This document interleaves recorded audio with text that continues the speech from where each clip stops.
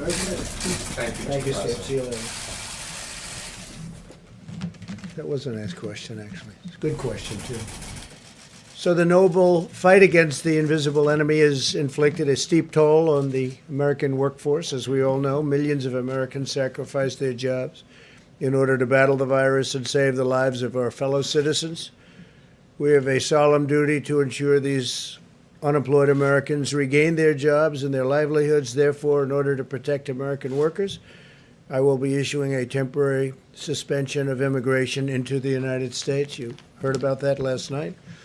By pausing immigration, we'll help put unemployed Americans first in line for jobs as America reopens. So important. It would be wrong and unjust for Americans laid off by the virus to be replaced with new immigrant labor flown in from abroad. We must first take care of the American worker, take care of the American worker.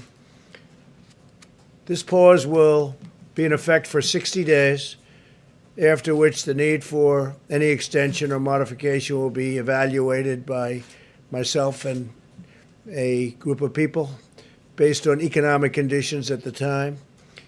This order will only apply to individuals seeking a permanent residency. In other words, those receiving green cards, big factor, will not apply to those entering on a temporary basis.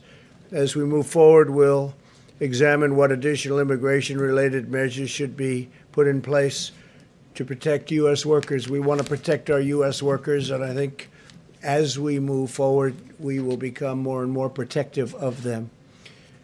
This pause on new immigration will also help to conserve vital medical resources for American citizens. A short break from new immigration, depending on the time we're talking about, will protect the solvency of our healthcare system and provide relief to jobless Americans.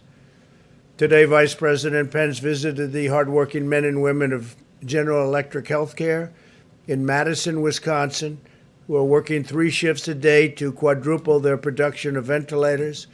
We're way ahead of schedule on ventilators, as you know. That's why it's never brought up by the media. They don't like to bring things up.